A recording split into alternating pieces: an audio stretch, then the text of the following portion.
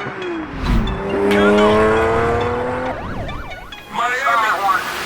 bola contigo hacer? Only in Dade, only in Dade, only in Dade, only in Dade.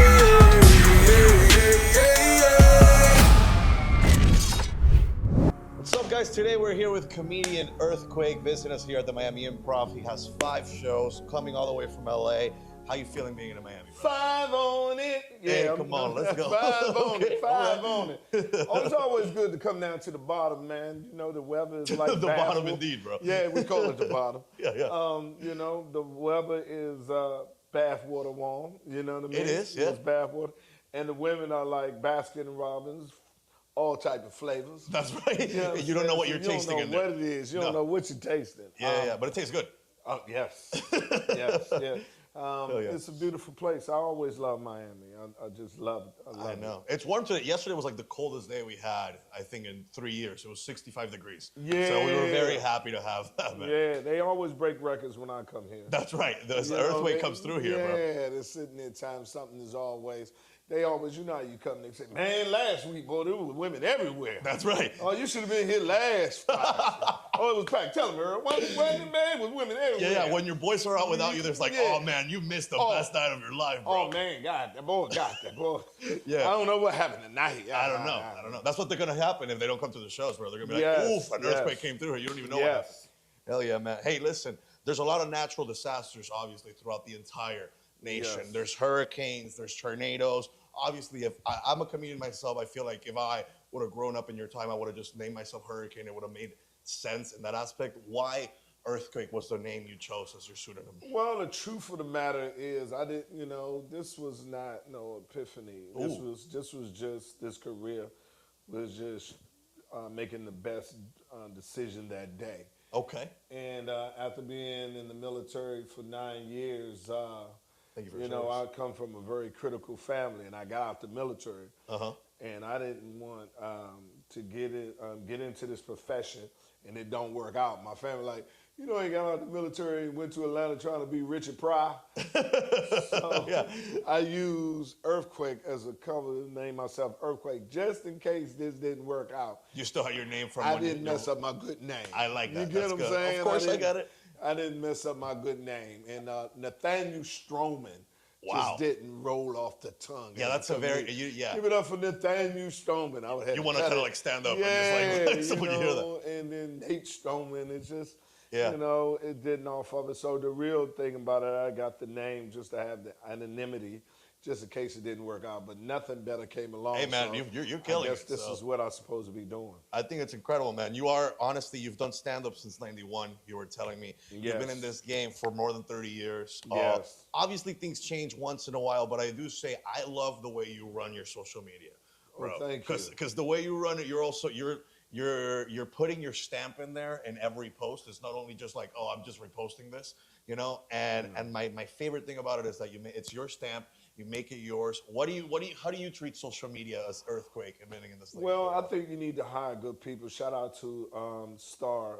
She runs my social media. Okay, good. And I've been knowing her for 30 years, and she knows me very well. She knows my take. And when you have people that's embedded with you, that knows your personality, know your sense of comedy, and we collaborate on that. But I really have to give her credit more than anything on it. Because there's a lot of stuff I want to put on there, and she be like, you have to fire me first. Before I post that. You know, so I tell... I get it. Sometimes you need to control it. Yeah, I mean, because it's emotional. Of course. You know, you'll see something, you're like, yeah. That's why I always have a system. Right. I send it out before I send it to the world and allow my people to authenticate it and get their opinion on it. Yeah. And they do that, and they be like, nah, you can't say that. Nah, but we know it's authenticated when we see you standing over there with the cigar in there. Oh, it's like, oh, this is like certified Earthquake opinion. It's a certified opinion. We have came on it, and you know, because what I always wanted to avoid is to do something and then apologize later. Of course. You get what I'm saying? Do you feel like you've had to do that ever with any post? No, or you're like, boom. No, that's the beauty of it. I stand on it, and most of the time I'm able to articulate the point because it never come out of harshness or any cruelty or malice. It's just my point of view, and you're entitled to Everybody's agree with it entitled to or disagree with it. You know Yeah. what I mean? It ain't the law of the land. I'm not that arrogant person that feel, this is righteousness, what it needs to be said. So I just speak and let it go. I try personally to stay out of personal things and keep it to the jokes. Right. I think we see that 100%. Yeah. Well, and I try that hard because I get offended where certain individuals feel it's their personal choice to tell another man or a person how they should have lived Right. or what they should have been doing. And I live by this philosophy: you're put on this earth to only live up to one person's opinion. That's God's. Right. And who am I to tell you what you should or should not be doing or where it is? I'm not there for that. You know what I mean? So I try to really stay away from that.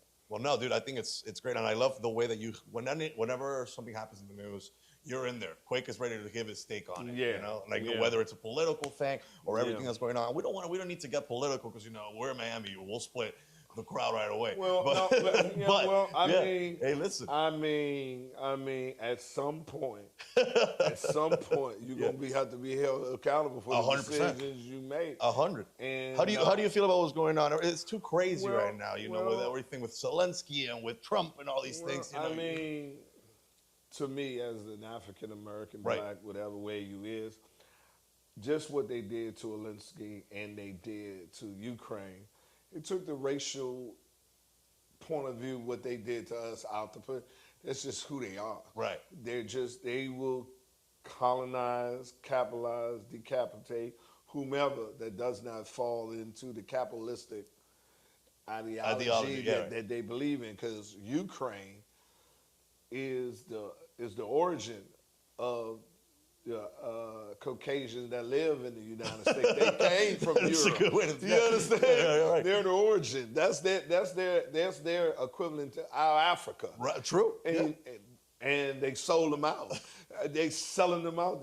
People don't know. Yeah, they bullied the boy. Yeah. I mean, they signed, people that don't know, because I've been in the military for 9 years, like I said previously. I loaded nuclear weapons, so I spent many hours, and me and my other people that was in the Air Force fighting against the Soviet Union and preparing for them. And so I know a little bit about it. Ukraine owned the third largest nuclear arsenals in the world when they broke up from the Soviet Union. Damn.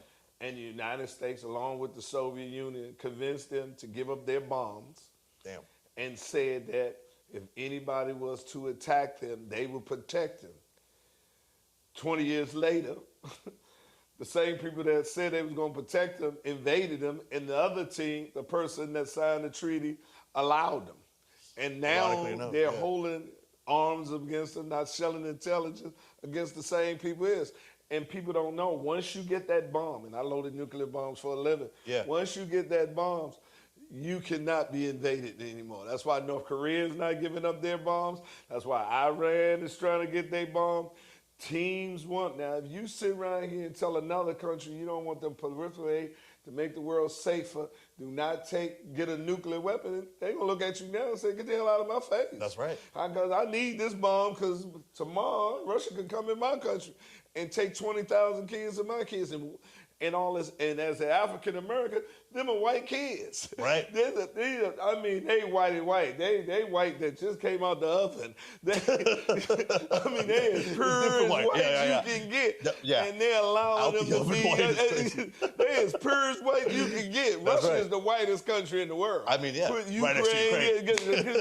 Next to Ukraine. I mean, and they're allowing them to get killed, slaughtered, and the United States to sit back. So as a black man, I look back and say, well, they just use the color thing as an inferior thing to make sure psychologically. But it was business. It's always business. It's business, and the green, they needed somebody else to work. We can't develop this country and do the labor too. So we need somebody else to do the labor while we sit around on it. So, it is what it is, but we're about to find out what it's going to be. We will. And one thing about immigrants, minorities, I call us pliers. We will adjust. Oh, 100%. Yeah, Where Ed is, we will adjust. That's the beautiful thing, especially in Miami, bro. Everybody's hustling. Everybody knows whatever has to be done will be done. Will be done. 100%. Wherever you done, like when the Colombians came over and the Cubans came over, the African Americans. Trust me, we adjusted. The Mexicans. Trust me, it's the ones that been sitting over there using their good card. Oh, yeah, that's gonna get adjusted more 100%. than anything because there's gonna be a shock to them. What happened? This is awful. Yeah. Oh, Lord. Once they realize, yeah. Father. What happened? Yeah. What happened? Exactly. And then we're just here like, we've been told. Yeah. So it's that's what it is. But dude, it's these are the type of things, some people like stay away from these type of topics. I love that you dive right into it, and not only in your comedy, but like online as well. You also not only talk about that, but you talk about, pop culture news. You get in there. Yes. Like we saw like the Super Bowl halftime show, like, Right. all that beef that happened with Drake, with Kendrick. Right. Where was your perspective of that? Obviously as a black man, but also as a fan of hip hop, in that perspective, just, we had all these beefs throughout the entirety of hip hop, but this one I feel was huge. Well, Drake, I don't know Drake. I've met Kendrick. Yeah. As an artist, the worst thing you can do is make it worse. So, I love this movie. It was a long time ago. Uptown Saturday Night, I think Sidney Poitier and Bill Cosby and Richard Pryor, everyone was in it. That's a And cowboy, one line, it's a classic. Yeah. But Sidney Poitier said this one time, you lost, Mac, live with it. You understand? You live with it. And that's what I tell Drake is, just keep making music and ride it out. You make it worse by trying to put the fire out. Right. You get It's what I'm already in saying? there. Let it burn and let it go. You can't be a winner without losing. That's true. No one has never won without losing. And, he continued to make great moves, let it move on. The country, the world has a short attention span. Oh, yeah, as more long than as ever. you continue to put logs on the fire, and it's just gonna keep on burning. That's just true. let it have its glow and keep on going on it. And you trying to sue and You think he's doing too much with the suing? You think it's just that's coming too from an much. It's egotistical? crying on it because when you won, you didn't sue. That's true. When it benefits you, you That's didn't. true. You know what I mean? Yeah. You didn't say it was a problem with the algorithm and the everything. The algorithm, on all it. that stuff, yeah. All that. We didn't hear anything when you was killing Meek Mills. Yeah. All the things True. that I'm upset. I'm not deep into it with the songs like that, but I hear from the outside. Yeah. Just take the L. Move Go on vacation. Wait for something else. That's what I tell all entertainers. Yeah. You don't need to react. Right. Because the attention span, something else gonna come and they're gonna forget all about that. True. You And know you what said I mean? you said you knew Kendrick yourself. Do you think he took it to like a level that it was a little too petty by going all the way in the Super Bowl and taking it at that, or do you think it was the necessary cultural moment that he had with that song and everything that revolved around it? It speaks for itself. It was right to 100%, do. yeah. I wanted to post something. I wanted to post on my Instagram. Okay, we didn't see everybody's version of Night Like Us. Right. You know what I'm saying? Every single person, no matter what color, race. Okay, we didn't see everybody do it. It's That's enough right. for enough. You're too late to the party. Oh, yeah. You understand what I'm saying? Come on now. Do not drop another video. Like everybody doing that now. You're too late with it. You're It's too true. late with it. It's So true. it speaks for itself that it's international. It is. I saw a video today of like two Catholic priests doing the thing, bro. I was like, yo, Exactly. this is taking a level of no regard, just dancing and doing the Not Like Us song. It's crazy. Come on, priest, you gotta be doing something. Ain't gotta. nobody you supposed to be, going praying for. You Exactly, Ain't dude. nobody hungry you could be feeding, and you doing it. I would have noted at my churches now. They're like, no, they're not like us at all, bro. You ain't passing out no bread, and you short on wine, you ain't tap nobody. Nothing, bro. Nothing. So that's it. Yeah, man. And now they're talking about that Drake might do I don't know if to get back, but that he might do the World Cup show. I don't know if you saw that. Well, What you think is that like let it go, or you think he got to do it? Just do the World Cup, perform, man, and let it ride. Yeah. When you're dealing with something that's what we do is subjective. Right. And there's nothing definite in it, you're never gonna win. Right. Because the only way you can get back if y'all was playing basketball and you scored more points than him. Yeah. You know, playing football, you score more touchdowns. Right. But if you doing something that's subjective, certain people gonna like the song, certain people ain't. It ain't definite. So when you're dealing with something that's subjective, there's no reason to try to end up, just let it go. Hell yeah, man. You know what I mean? Because you're gonna find, I tell comedians this all the time. That's no what it matter is. who you are, somebody gonna find you that you're not funny. You just pray to God all those people don't show up that night you perform. 100%, bro. You're like, yo, you know people are gonna hate. It's gonna be but it's like, somebody in your audience at your show don't like you. Exactly. You just pray to God that all of them don't show Don't show up up at the that same time. night. Yeah, And at thank the God they same don't. time. Yeah. Then you're gonna have it's a like all your rough exes show. showing up in the room. Exactly. It's like, yo, chill. Yeah. It's not gonna You're go like, well. Damn, all y'all don't like me. You know what I mean? But you're dealing with something that's subjective. Hell yeah, man. So if you keep that mindset and it's not personal, then you got to take the personal part out of it when you take on art, because Right. art is subjective. It is subjective, man. And someone that's done stand-up for 35 plus years like yourself, Yes. have you ever, obviously as a comedian myself, I've dealt with hecklers, I've dealt with all kinds of things on stage. Everything that's happened so far with, like, you know, some people taking comedy too literally and taking actions like, you know, like what Will Smith, like with Chris Rock, or even your pal, your buddy, Dave Chappelle, you know, he got somebody walked up on stage on him about a year or two ago. You were on that show. So has anything like that happened to you around you? And how do you deal with it when that thing's happen? Whether it's as simple as a heckler or someone that takes it too literal and doesn't really even realize what Well, you know, heckler part, it all depends on what mood I am. I try not to even acknowledge them. You know what I mean? And continue to laugh beyond them. I don't do elongated jokes, so I don't give you much time to interact with lines. It's just bang, bang, bang, bang. Yeah, bang, bang, bang, bang. I'll run through you. Yeah. I have the quiet. Yeah, the jokes will get you before you get to me. I don't do elongated jokes. I don't have long bits. Yeah. I don't, no bits of mine goes over a minute and a half. Wow. If that. Really nice. And so I do that. But when I do engage with them, all depends on where it is. And then when it all depends on, was it an isolated incident that he said that, or this person actually thought he was a part of the show, being a monkey coming with it. And I deal with it that way, But I don't have that much problem because I try very hard to let them know I'm here, you're there. Right. I'm taking control of the stage and you shouldn't even. Yeah, you're here to watch the show. I'm here to perform the show. I don't care if all the haters are here. Yeah, we have a role to play. That's it. You know what I mean? I didn't bring 100%. my show monkey with me. I don't travel with a show monkey. So I try to establish that I'm here, you're there, and kind of like a mentality as a play. Right. You know what I mean? He's there to perform for us. Yeah. And you're there to sit there and consume this art. Right. And you don't see when you go to Broadway people interacting with the audience. Oh no, of course, yeah. So I don't. That's the disconnect that sometimes people have with comedy. I don't know if it's the crowd work clips. I don't know what it is, but it's that disconnect. Sometimes there's like, oh, I couldn't be part of this too, and it's like, nah, bro, this is a show too. Well, a lot of comedians interact with the audience. Say, how many people you married? How long y'all been married? Yeah. What do you do for a living? Yeah, you just sit there. So you're inviting them. Yeah, you're opening it up. You're opening it up. And then when he reacts and you don't like it, then it's back and forth. So I don't have those type of bits that I'm asking you any questions about yourself. You're just boom, you're going through your act. I could care less how long you've been married. Yep. You know what I mean? Yeah, we're not here for you.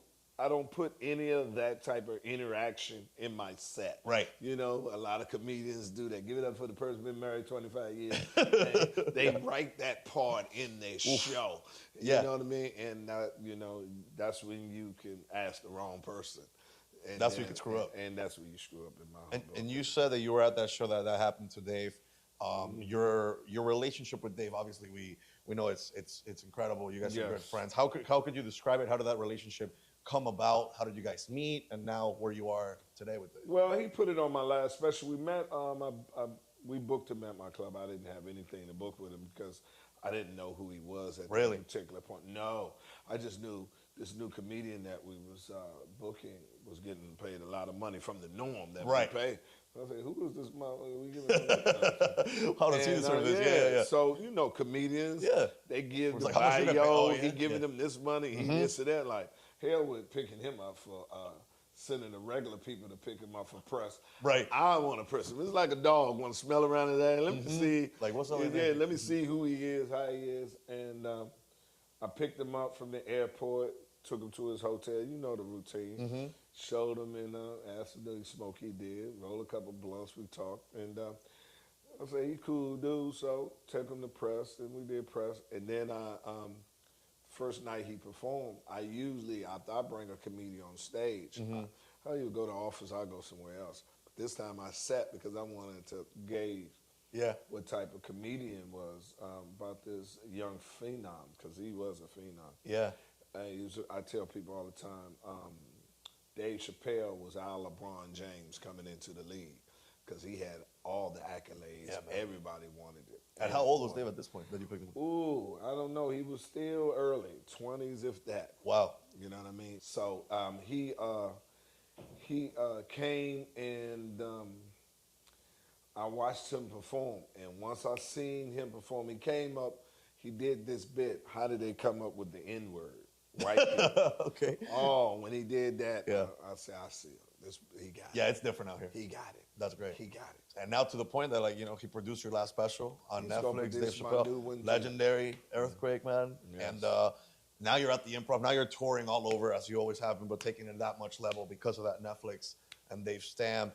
What do you think a person that comes to an Earthquake show can expect, or not necessarily expect the jokes-wise, but just the reaction, the feeling, and everything that you're providing? Constant laughter. I don't stop. I don't stop. Yeah. I'm like Aaron Pryor in his heyday. Just keep throwing punches till the bell ring. Boom, boom, boom. Until the time is up. I'm getting ready for my next Netflix special produced by Dave Chappelle. Yeah. It'll be done very soon here this year in the next 60 days. So I'm nice. Really working on it. Yeah. Do you know where you're recording it already? Atlanta. You're recording in Atlanta. Yeah, where it all started. Yeah, where it all started. I did the first one in D.C. because that's where I'm from. Yeah. And Atlanta is where the birth of my comedy is. That makes the most sense, man. You know what I mean? Hell yeah. And now you're in Miami, man. You're in there. Yes. You come here a lot, or this like how? Not as much as I want to. Not as much as you want to. But you know, as a comedian, you go where the offers are. 100%, you understand? 100. You go wherever the money is. If the check right quick, they're at night. So. Yeah. And what's your perspective of Miami so far? Critical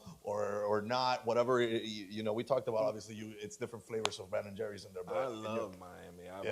Every time I come to Miami, I always ask, why haven't I moved to Miami? Really? Well, there's a lot of people here, man. So much. I know, man. On it that is somewhere you go, you're like, it's even like a woman. You're like, why stop messing with her? It's like, damn, if I would have talked to Yeah. So Miami is a place that I could live, man. I mean, because y'all have everything, just the culture, just the difference of people. You know what I mean?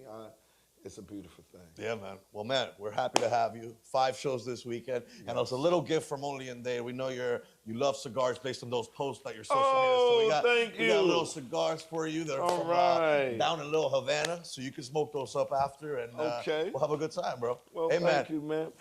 Good luck at all the 5 shows. We're happy to see you there, man. 5 shows.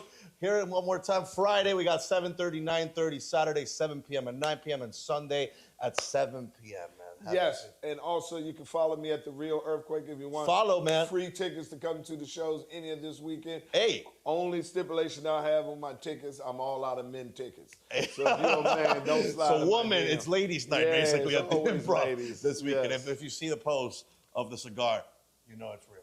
Only in Dade. The Real Earthquake, guys. Only in Dade. Thank you all so much. We'll see you at the Improv. Peace. Que bola contigo hacer. Only in Dade. Only in Dade.